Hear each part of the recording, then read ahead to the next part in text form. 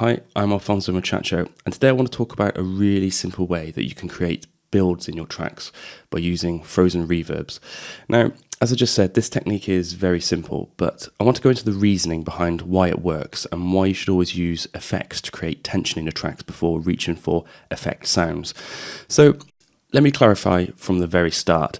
There's nothing wrong with using risers, noise, drum rolls, etc. I use them all the time, but your preference, in my view, should always be to create effects from sounds that already exist within your track. This way you can keep your track count right down, keeping your arrangement simple yet effective, whilst also keeping all your sounds as one cohesive sound across the track. So instead of adding more and more elements to your track, you're using effects to create tension and intrigue. So when it comes to the breakdown and into what you kids would call the drop, I like to create tension by making the existing sound more intense, either by opening up filters or by adding delays and reverbs, as I will do now. This gives a subtle build-up of energy. As ever, I've created a short track to demonstrate. Let's take a listen.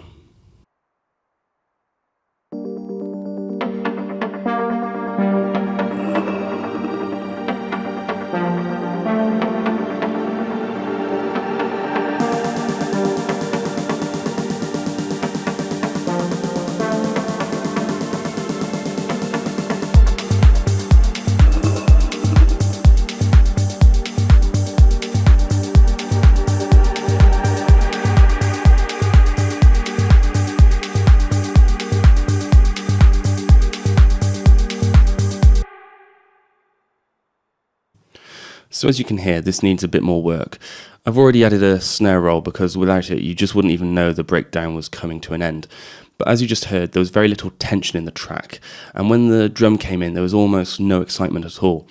You could drop a big cymbal crash or a blast of white noise over this part, but let's try and do something a bit more creative. Okay, the first thing we're going to do is drop a simple delay onto a return track. I'm using Live's built-in one here. You don't need anything fancy. We're just going to set it to a short setting and keep the feedback at around 40. Using a delay here isn't vital. I just like the repetition it gives to sounds before they get fed into the reverb, and I feel it just creates a bit more tension. Next up is the reverb. Again, I'm using Live's built-in reverb. You can use anything you want as long as it has a freeze function. There's not a lot of hole you need to change in here.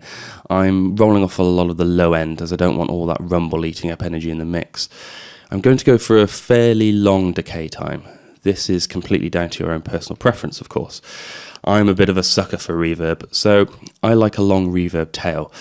And when it comes to the wet-dry settings, I'm going to automate them to become 100% wet just before the drop. Now, this isn't 100% necessary, as you could just automate the volume of the return channel, but I prefer it this way. It adds an increasing volume, as I'll send all my melodies to this channel gradually through automation, and this will gradually up the overall volume of the melodic content across the track. Again, this is just my personal preference. So, as I just mentioned, the next thing I'm going to do is automate all of my melodic content, which I've handily organised into a group, and I'll send them all to our return channel here at the bottom. I'll have this cut off just before the drum comes back in. So, let's take a listen at what we've got so far.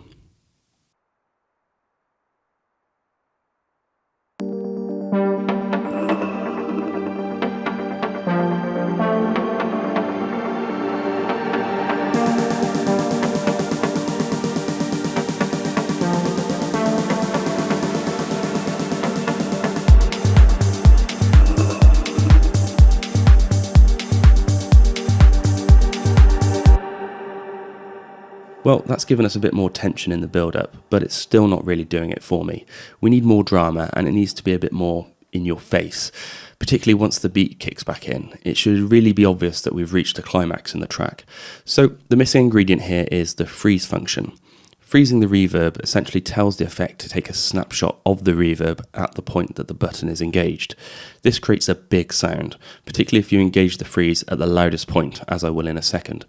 The freeze, as you might have guessed, will never end until you release it, so it's great for creating bucket loads of tension. So let's freeze the reverb 4 beats before the drum comes back in. Pay attention to the reverb tail at the end.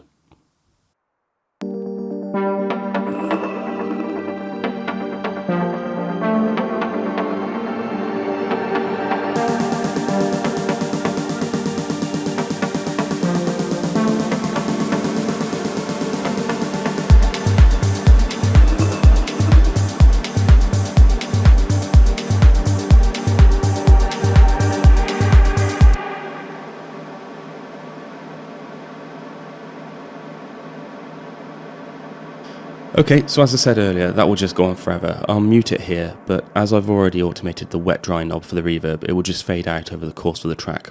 This, of course, can be adjusted to taste. So I feel like we're getting there, but I want a bit more impact. So I'm going to delete all the elements from the track just as the freeze kicks in.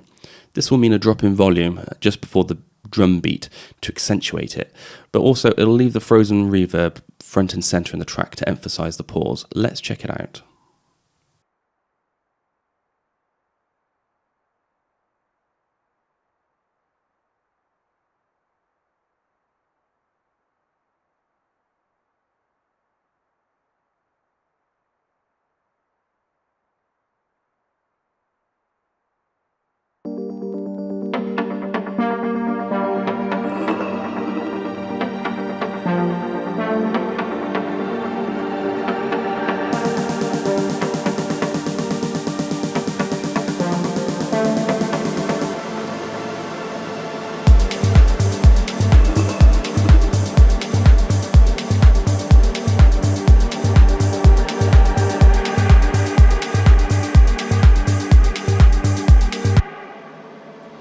Okay, so I like that a lot more. I like how the sound just hangs there before the beat kicks in, but it's too loud afterwards and just too static for me. So we need to add a little bit of movement to help fade it out. This will help the track flow better. We don't want the build continuing to dominate the mix after the drop. This is the time when we want the focus to be on the bass and drum elements. But we also don't want it to cut off abruptly either. It's got to be a smooth fade out, preferably so it's almost unnoticed by the listener. There's a few things we can do to help, but first off I'm just going to drop a compressor on the reverb to tame off some of the louder parts, and before that I'll use an EQ to filter off a lot of the low energy, and as the build progresses I'll automate the cutoff to give it a bit of movement. This will increase the tension further.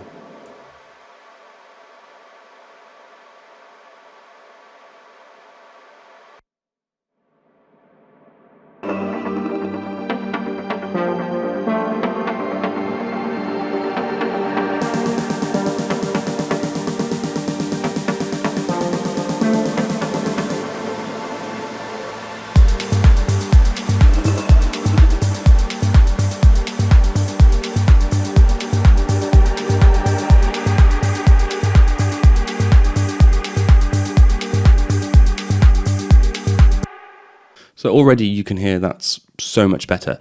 I'm just going to add in the redux effect and automate the downsample knob to add a bit more crunch.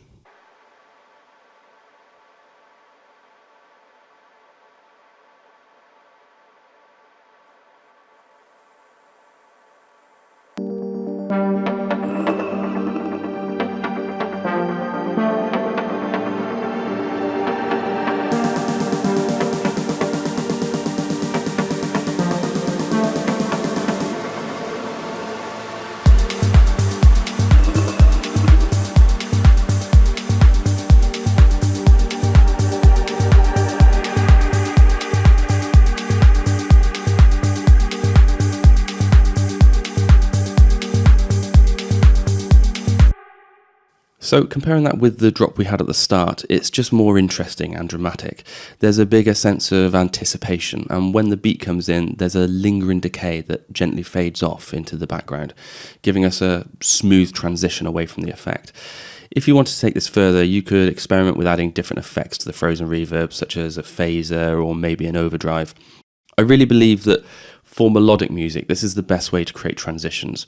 In more percussive heavy genres like techno or tech house, I think drum rolls or snare rolls probably fit better.